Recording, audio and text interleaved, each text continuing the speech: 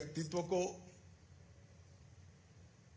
उनके बारे में बात करना, जिन्होंने सरदार को कभी देखा ही नहीं, सरदार के साथ काम नहीं किया, ऐसे व्यक्ति के लिए बहुत कठिन है। कई लोगों के बारे में आप जिनके साथ देखे नहीं हो, काम नहीं किया है, ऐसे कई लोगों के बारे में बहुत सारी बात कर सकते हो, मगर सरदार के बारे में इस प्रकार से बात करना बहुत कठिन इसलिए है कि बहुत कम लोग ऐसे होंगे सरदार पटेल सरीखे जिन्होंने कभी भी अपनी प्रसिद्धि के लिए जीवन में कुछ नहीं किया। पूरा जीवन, जिस दिन से वकालत छोड़ी, पूरा जीवन केवल और केवल भारत की आजादी, आजादी के बाद अखंड भारत का निर्माण और निर्मित हुए रहे नए राष्ट्र का नींव डालने के लिए ही पूरा जीवन वो काम करते रहे। आजादी के आंदोलन में भी उनकी भूमिका को जब इतिहास को पढ़ते हैं तब मालूम पड़ता है कि व्यक्ति को अगर आजादी के आंदोलन में से निकाल लो तो बहुत सारे आंदोलन जमीन पर न उतरे होते।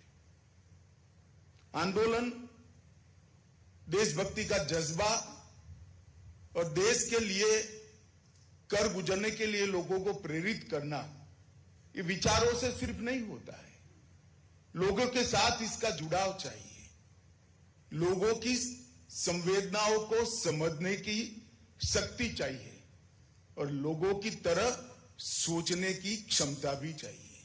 सरदार पटेल में ये तीनों उपस्थित थे।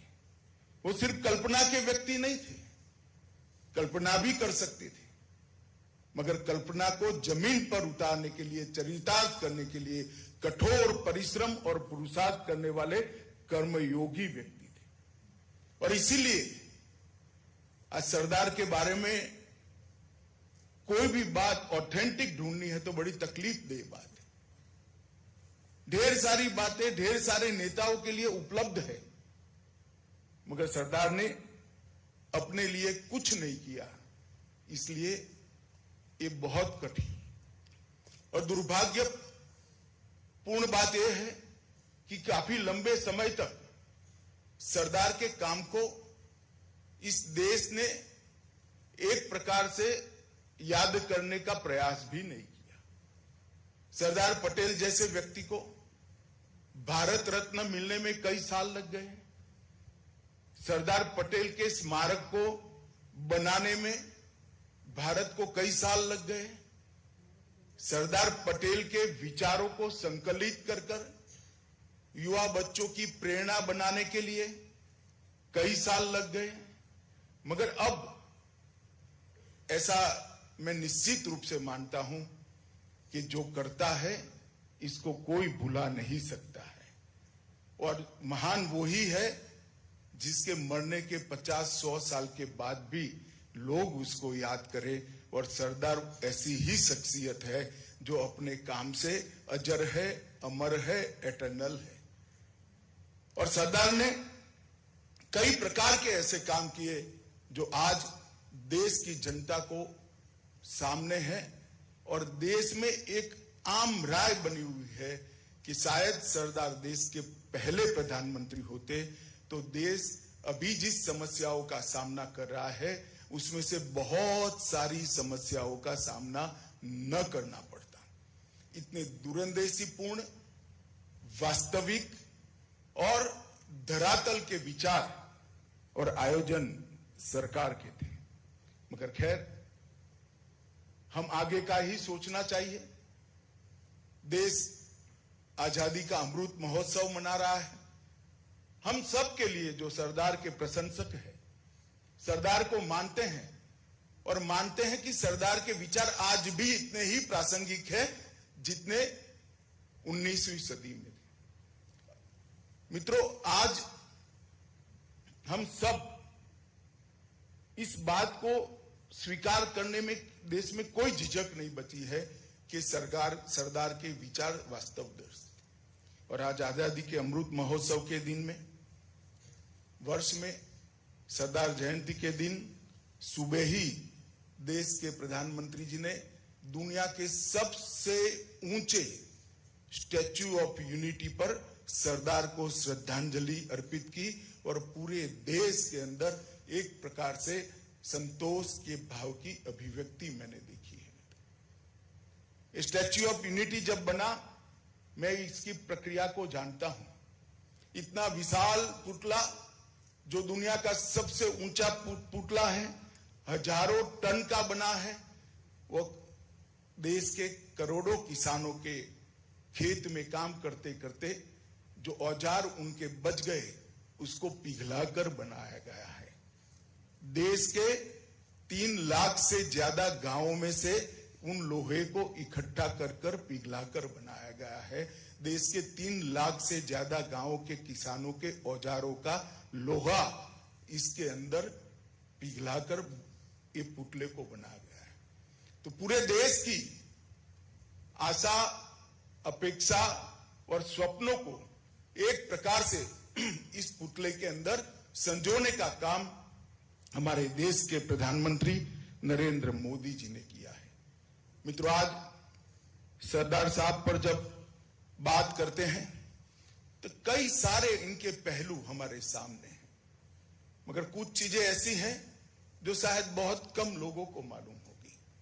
सरदार साहब आजादी के संग्राम के सेना नायक तो थे ही, गांधी जी के अनन्य अनुयायी भी थे, बहुत अच्छे विचारक भी थे, मगर इसके साथ साथ जमीनी समस्याओं के निवारण के अंदर सरदार साहब जैसी, जिसको कह सकते हैं वास्तविक विचारधारा, किसी के पास नहीं थी। आज दुनिया भर में अमूल के मॉडल की चर्चा हो रही है। एक ऐसा मॉडल है जो गुजरात की 36 लाख बहनों को हर साल 60,000 करोड़ रुपया कमा कर देता है। गुजरात की 36 लाख बहनें हर रोज गाय और भैंस का दूध निकालकर अमूल को देते हैं। अमूल उसको हम सबके घर में दूध और दूध उत्पादों के रूप में बेचता है और उसका मुनाफा 60,000 करोड़ रुपया है। 60,000 करोड़ रुपया हर साल गुजरात की ये 36 लाख महिलाओं के घर में पहुंचता है। उसका बीज बोने का काम सरदार पटेल ने किया था। बहुत कम लोगों को मालूम है, मगर मैं कोऑपरेटिव का कार्यकर्ता हूं, मुझे मालूम है सरदार पटेल ने ही त्रिभुवन दास पटेल को कहा था कि पॉल्सन डेयरी जो है वो गुजरात के किसानों के दूध के भाव में उनका शोषण कर रही है, इसके खिलाफ एक सहकारिता आंदोलन खड़ा करना चाहिए। और त्रिभुवन दास ने, मुरारजी भाई उस वक्त डिप्टी कलेक्टर थे, उनके साथ मिलकर इसका संविधान बनाया। मगर प्रेरणा, मार्गदर्शन, विचार तीनों सरदार के थे। एक प्रकार से देश की कोऑपरेटिव मूवमेंट को जमीन पर उतारने का काम सरदार पटेल ने किया था। सरदार नाम ही उनको किसानों के सत्याग्रह के कारण मिला। 1920 से 30 के बीच में देश भर में किसानों के शोषण के खिलाफ आवाज उठती थी। बारडोली में एक सत्याग्रह हुआ। गांधी जी ने सरदार को कहा कि आप जाइए और इसका नेतृत्व करिए, और जिस बखूबी से उन्होंने दक्षिण गुजरात के किसानों को एकत्रित किया, उसी के कारण गांधी जी ने उनको सरदार का उपनाम दिया और उसी के नाम से हम जानते हैं। शायद आधे देश को उनका सच्चा नाम भी मालूम नहीं है। सभी लोग वल्लभ भाई पटेल कोई नहीं बोलता है, सरदार पटेल के नाम से ही जानते हैं। सरदार बहुत अच्छे कानूनविद थे। जब गांधी जी से जुड़े, वो घटना भी जानने जैसी है। गांधी जी अहमदाबाद के भद्र कोर्ट के अंदर वकीलों को संबोधित करने गए। सारे वकील गांधी जी को सुनने के लिए बेताब थे, वहां पहुंच गए थे। गांधी जी ने वैसे ही बाद में पूछा कितने लोग अनुपस्थित हैं, तो सबने कहा एक ही नहीं है, वल्लभ भाई पटेल। कहां है? तो उन्होंने कहा बार रूम में बैठे हैं। गांधी जी उनको मिलने गए, पहली मीटिंग हुई और इसके बाद उन पर जो असर हुई, सबसे अच्छे गुजरात के वकील माने जाने वाले सरदार पटेल ने पूरी प्रैक्टिस छोड़कर कांग्रेस के आंदोलन के अंदर अपना सर्वस्व झोंक दिया और गांधी जी के साथ ये आंदोलन किया। मित्रों, आज मैं इसलिए बच्चों से बात करने आया हूं कि जब तक आप सरदार को नहीं जानोगे, सरदार को समझ नहीं समझोगे। सरदार के कामों के लिए ढेर सारी चीजें कही जा सकती है, मगर कई चीजें ऐसी है जो अगर वो नहीं होती तो आज देश जिस जगह पे हम देख रहे हैं वो नहीं होता। सारे बच्चों को मैं बताना चाहता हूं, भारत का जो नक्शा आपके सामने है, मैप जो आपके सामने है, अगर सरदार नहीं होते तो मैप ऐसा नहीं होता, नक्शा ऐसा नहीं होता, आधा अधूरा होता। लक्षद्वीप आज भारत के अंदर है, इसका एकमात्र कारण सरदार की दूरदर्शिता थी। जब पूरा देश आजादी के उत्सव में डूबा था, सरदार ने भारतीय नौसेना को लक्षद्वीप पर भेजकर वहां पर तिरंगा फहराकर अपना दावा मजबूत करने का काम किया था। अंडमान निकोबार अगर आज भारत में है तो उसका कारण सरदार पटेल है। जोधपुर, जूनागढ़ अगर भारत में है तो उसका कारण सरदार पटेल है। और हैदराबाद के पुलिस एक्शन को कौन भूल सकता है? ढेर सारी दिक्कतों के बावजूद सरकार में भी एकमति नहीं थी, सेना भेजने को कोई राजी नहीं था। सरदार पटेल गृह मंत्री थे, उन्होंने पुलिस भेजकर पुलिस एक्शन करना पड़ा और हैदराबाद आज भारत का हिस्सा बना हुआ है केवल और केवल सरदार पटेल के कारण। और कश्मीर जो भारत माता का मुकुटमणि है, वो भी अगर है आज भारत के पास तो सरदार पटेल ही इसके लिए जिम्मेदार है, क्योंकि सरदार ने ही निर्णय कर वहां सेना भेजने का काम किया था, जिसने पाकिस्तान के भेजे हुए कबीलाइयों को परास्त कर कश्मीर को भारत के साथ जोड़कर रखा था। अखंड भारत की कल्पना सरदार न होते तो कभी न होती। ब्रिटेन के पूर्व प्रधानमंत्री और उस वक्त के विपक्ष के नेता विंस्टन चर्चिल ने कहा था कि अंग्रेजों के निकलते ही भारत खंड खंड हो जाएगा, भारत की सत्ता दुष्टों, बदमाशों और लुटेरों के हाथ में जाएगी। भारतीय नेता कम क्षमता वाले हैं, कमजोर चरित्र वाले हैं, वे सत्ता के लिए आपस में लड़ेंगे और भारत राष्ट्र खो जाएगा। ये विंस्टन चर्चिल की कल्पना थी, मगर चर्चिल को यह मालूम नहीं था कि यहां सरदार पटेल है। और सरदार पटेल ने पूरे भारत को 500 से ज्यादा रियासतों को, राज्यों, रजवाड़ों को एकत्रित करने का काम किया। खराब हेल्थ के बावजूद, खराब तबीयत के बावजूद देश भर का प्रवास कर 500 से ज्यादा रियासतों को भारतीय संघ में सम्मिलित करने का काम सरदार ने किया। और आज नतीजा देखिए, आजादी के 75 साल अभी समाप्त हुए हैं। विंस्टन चर्चिल का रिकॉर्ड पर किया हुआ स्टेटमेंट आज भी विद्यमान है। और वास्तविकता यह है कि अभी दुनिया की अर्थतंत्र की तालिका में भारत 5वें नंबर पर आया है, 6ठे नंबर से 5वें नंबर पर आया है। पहले 5वें नंबर पर ब्रिटेन था, उसको 6ठे नंबर पर छोड़कर भारत अपने पुरुषार्थ के आधार पर 5वें नंबर पर आया है। एक भी शब्द कटु बोले बगैर एक राष्ट्र 75 साल के अंदर अपने पुरुषार्थ के बल पर, जिन्होंने हमारे साथ पर 150 साल शासन किया। एक जमाना में कहते थे कि अंग्रेजों का सूर्य कभी नहीं डूबता है, देश के हर खंड में उनका राज्य था। उनको पीछे छोड़कर हम 5वें नंबर की अर्थव्यवस्था बने हैं, क्योंकि हमने लोकतंत्र की नींव डालने का काम किया, भारत को एक करने का काम सरदार पटेल ने किया। और लोकतंत्र की नींव भी 75 साल में पाताल से गहरी गई है। कई बार सत्ता परिवर्तन हुए इस देश में, एक रक्त की बूंद नहीं बही है। शांति से लोग अपना फैसला सुनाते हैं। अगर फैसला खिलाफ है तो जो सत्ता में है वो उठकर चले जाते हैं, और जिनके पक्ष में फैसला है वो आकर सत्ता के सूत्र संभालते हैं। इतनी मैच्योर डेमोक्रेसी पूरे देश दुनिया भर के अंदर कहीं नहीं है। ये मैच्योर डेमोक्रेसी की नींव डालने का काम, देश को एक करने का काम सरदार पटेल ने किया था। मित्रों, सरदार पटेल ने उस वक्त रजवाड़ों को एक करने के लिए एच.एम. पटेल, के.एम. मुंशी और उनके सचिव के साथ ढेर सारा यत्न किया, कई राह जाग जाग कर किया।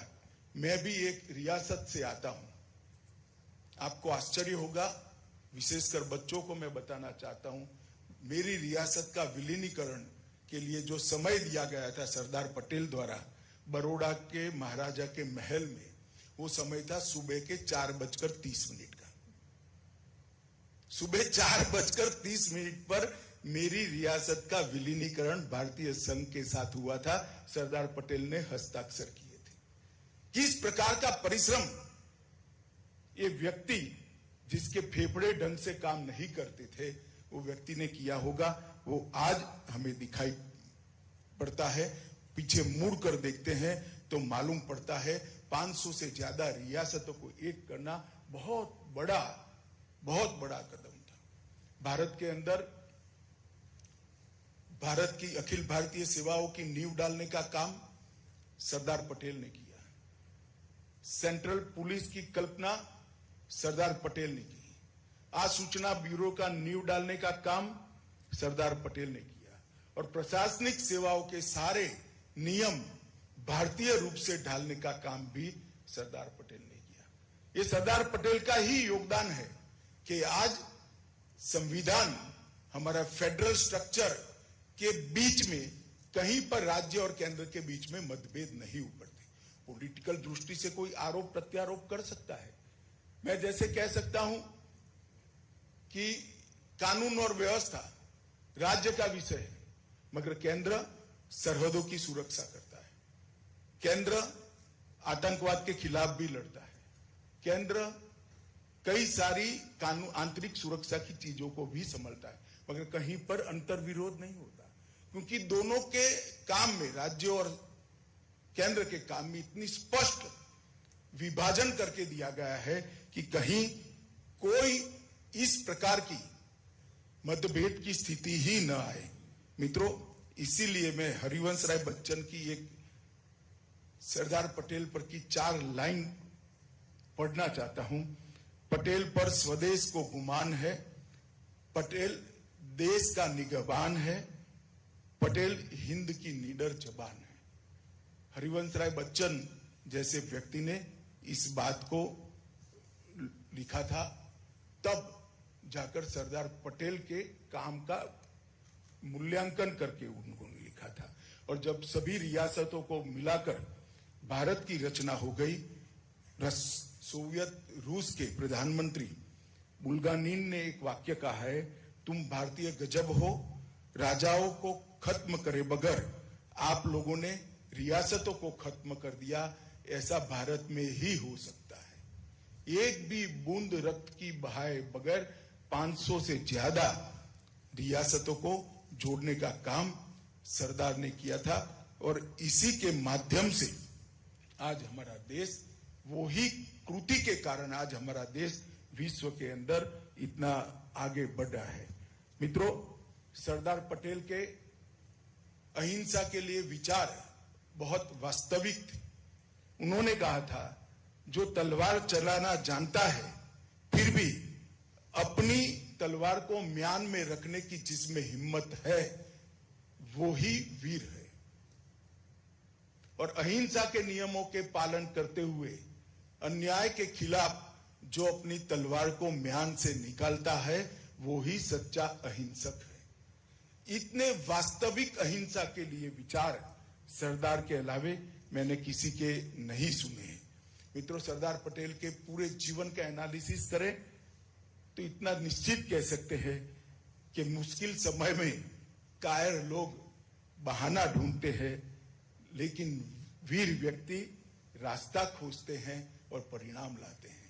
हर दिक्कत में सरदार ने रास्ता खोजा और परिणाम लाने का काम किया और देश के ढेर सारे ऐसे कामों का एक क्षण भी, एक पल भी यश की अपेक्षा रखे बगैर शुरुआत की, जिसका आज देश सुफल भोग रहा है। महात्मा गांधी जी का आदर्शवादी और आध्यात्मिक नेतृत्व था, तो दूसरी ओर सरदार पटेल एक व्यवहारिक नेता थे, वास्तवदर्शी नेता थे। ये दोनों के कॉम्बिनेशन ने इस देश को बहुत दिया है।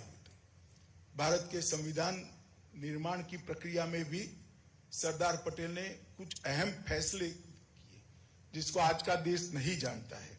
मित्रों, उन्होंने अंबेडकर जी को हमारे संविधान के प्रारूप और हमारे संविधान की संकलन करने का काम, चर्चा के बाद जो निकल कर आया उसका संकलन करने का काम अंबेडकर जी को देने का सबसे बड़ा आग्रह किसी का था तो सरदार पटेल का था। और सरदार पटेल ने ही संविधान को संतुलित बनाने के लिए ढेर सारी जगह पे दखल देकर अपने विचारों से संविधान सभा को प्रभावित कर संविधान को संतुलित बनाने का काम किया है। जो बच्चे संविधान की चर्चा नहीं पढ़े हैं, मेरा उन सब से आग्रह है कि संविधान सभा की चर्चाओं में आप के.एम. मुंशी, बी.आर. आंबेडकर और सरदार पटेल तीनों को जरूर पढ़िएगा, तभी जाकर आप भारत की आत्मा को समझ पाएंगे, भारत के संविधान को समझ पाएंगे और भारत के संविधान की आत्मा को समझ पाएंगे। जिन बच्चों को भारत के संविधान की रचना की प्रक्रिया में इंटरेस्ट है, ये सभी ने ये तीन व्यक्तियों के विचारों को जरूर पढ़ना चाहिए, सरदार पटेल, के.एम. मुंशी और डॉक्टर आंबेडकर, तभी जाकर आप इनको समझ पाओगे। मित्रों, आज मैं जब यहां आपके सामने उपस्थित हूं, आजादी का अमृत महोत्सव का वर्ष, 75 साल आजादी के बाद हमने गुजारे हैं। ये देश 75 साल तक आजादी के बाद लोकतांत्रिक आधार पर चला। Multi party democratic system, parliamentary democratic system जो हमने एडॉप्ट की, इसके आधार पर यह देश चला और नतीजे हमारे सामने हैं। 75 साल की यात्रा बहुत कठिन रही है, ढेर सारी दिक्कतें भी आई, कई बार युद्ध का भी सामना करना पड़ा, लंबे समय तक आतंकवाद को भी झेलना पड़ा है, कई सारे वैश्विक आर्थिक कठिन समयों से भी गुजरना पड़ा है। फिर भी 75 साल का लेखा जोखा करते हैं तो भारत ने 3 बातें निश्चित रूप से 75 साल में प्राप्त कर ली है। एक, हमने हमारे लोकतंत्र को, इसकी नींव को पाताल से गहरा पहुंचाने का काम किया है और 75 साल तक ये देश संविधान के स्पिरिट के आधार पर ही चला है। 2, हमने हमारी सुरक्षा को सुनिश्चित किया है। अब दुनिया में कोई भारत की सीमा और भारत की सेना इसका अपमान करने का दुस्साहस नहीं कर सकता। इस प्रकार की साख भारत बनाने में मजबूत हुआ है। और तीसरा, हमने इस 75 साल में सर्वस्पर्शीय सर्वसमावेशी विकास कैसे हो सकता है, देश के 80 करोड़ लोग जो एक अलग प्रकार की जिंदगी जी रहे थे, उनके जीवन स्तर को ऊपर लाने का हमने प्रयास किया है। साथ ही साथ सभी देश चकाचौंध हो जाए, इस प्रकार से भारत ने अपने अर्थतंत्र को भी बढ़ाया है, विकास को भी गति दी है और इंफ्रास्ट्रक्चर के मामले में ही भी 2-5 साल के बाद हम देश दुनिया के प्रमुख देशों के नजदीक पहुंच जाएंगे। परंतु 75 साल के मौके पर 75 साल का गुणगान करना पर्याप्त नहीं है। देश के प्रधानमंत्री श्री मोदी जी ने आजादी के अमृत महोत्सव को मनाने का निर्णय 3 उद्देश्य से लिया है। एक तो देश की आने वाली पीढ़ी, युवा पीढ़ी, मेरे सामने जो बैठे हैं ऐसे बच्चे आजादी के आंदोलन को समझे, संघर्ष को समझे, जिन लोगों ने अपना सर्वस्व बलिदान किया, इनके सिद्धांतों को समझे और उसमें से गर्व लेकर अपना आगे का रास्ता सुनिश्चित करे। ये बहुत जरूरी है।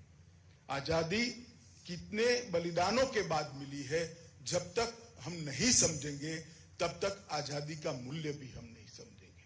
मित्रों, इसी में एक संदेश है कि जिनके भाग्य में आजादी के लिए मरना था, जिनके भाग्य में आजादी के लिए अपना सर्वस्व बलिदान करना था, उन लोगों ने वो किया। हमारे भाग्य में वो नहीं है, क्योंकि देश आजाद हो गया है। मगर मेरे और आपके भाग्य में जरूर है कि वो देश के लिए मरे थे, हम देश के लिए जी कर दिखाए। हमारे जीवन में देश के लिए जीना ये हमारे हाथ में। ये आजादी के अमृत महोत्सव का एक संदेश है। दूसरा, 75 साल में हमने जो प्राप्त किया है, इसको हम जाने और इसकी बुनियाद पर कितना आगे बढ़े हैं, इसका विश्वास हमारे दिल के अंदर संजो कर रखे, इसका विश्वास हमारे दिल के अंदर पैदा करे। और तीसरा, आजादी की शताब्दी जब देश मना रहा होगा, तब देश कहां होगा, उसके लक्ष्य तय करने का भी यही समय है। आज ही हमने तय करना पड़ेगा। हर क्षेत्र के अंदर आजादी की शताब्दी जब मनाई जाएगी, तब देश कहां होगा, रिसर्च एंड डेवलपमेंट में कहां होगा, अंतरिक्ष के विज्ञान में कहां होगा, टेक्नोलॉजी के क्षेत्र में देश कहां होगा, स्वास्थ्य की सुविधाओं में देश कहां होगा, इंफ्रास्ट्रक्चर में देश कहां होगा, देश की सुरक्षा की दृष्टि से देश को अभेद और सुरक्षित बनाने की दिशा में देश कहां होगा, ये आज लक्ष्य तय करना है। और इसी तरह से 130 करोड़ लोगों को भी अपने जीवन का लक्ष्य तय करना है, क्योंकि उसी से तो देश आगे बढ़ता है। तो संकल्प करना है देश को हर क्षेत्र में हम कहां पहुंचाए ये, और एक संकल्प व्यक्तिगत रूप में भी करना है। यहां जो युवा बैठे हैं, वो सभी को मेरा आग्रह है कि अपने जीवन में एक संकल्प जरूर करिए, जिसको मृत्यु पर्यंत आपने जिसकी पालना करनी। बहुत छोटा सा संकल्प कि भाई मैं मेरे जीवन में कभी भी ट्रैफिक के नियमों को नहीं तोड़ूंगा या नहीं तोड़ूंगी, मेरी थाली में कभी भी जूठा अन्न मैं नहीं छोड़ूंगा, मेरे कमरे से बाहर जाने से पहले लाइट की स्विच में बंद कर ही निकलूंगा। बहुत छोटा सा निर्णय कर लीजिए आप, मगर छोटा सा निर्णय कर जरूर लीजिए। वो आपके जीवन में जो निर्णय किया है उसको प्राप्त करना चाहिए, जो लक्ष्य रखा है उसको प्राप्त करना चाहिए, इसकी आदत डालने का काम करेगा। अगर ये आदत डल गई तो आप हर क्षेत्र के अंदर तय किए हुए लक्ष्य को पीछे पड़कर प्राप्त करने की वृत्ति को आपने अंदर सृजित करेंगे। और दूसरी ओर 130 करोड़ की आबादी ने ये जो संकल्प लिए हैं, इस संकल्प का संपुट पूरे देश को बहुत आगे पहुंचाएगा। अगर 130 करोड़ लोग एक कदम चलते हैं तो देश 130 करोड़ कदम आगे चलता है। इस विचार को हम सब ने स्वीकारना चाहिए। मित्रों, आजादी के अमृत महोत्सव के वक्त 2047 में भारत कैसा होगा, कैसा होना चाहिए, इस बारे में हमारा संकल्प इस देश के निर्माण को और सरदार पटेल की कल्पना की भारत की रचना को गति देगा। मित्रों, और मैं निश्चित रूप से मानता हूं, शायद हम मंच पर बैठे हैं वो तो कोई नहीं होंगे जब 2047 आएगा तब, मगर आप लोग जरूर होंगे। भारत का भविष्य उज्जवल है तो ही आपका भविष्य उज्जवल है, और भारत वो रास्ते पे चल पड़ा है। हमने इस दिशा में आगे जाना चाहिए। मित्रों, आज मैं जब स्कूल में आया हूं तब एजुकेशन सोसाइटी को बहुत बहुत साधुवाद देना चाहता हूं। मुझे भी जानकारी नहीं थी, मैंने परसों थोड़ा डिटेल मंगाया और प्राचार्य जी ने और डिटेल मुझे अभी मंच पर बताया कि इस स्कूल के अंदर प्राथमिक शिक्षा पूरी मातृभाषा में होती है, हिंदी में होती है। हिंदी के साथ साथ तमिल, उर्दू और बांग्ला को सीखने का भी अवसर मिलता है। मैं बच्चों को और अभिभावकों को एक बात जरूर कहना चाहता हूं। मैं अभी कई राष्ट्र के राजदूतों को मिलता हूं, कभी राजनयिकों की भी मिलने का मुझे अवसर मिलता है।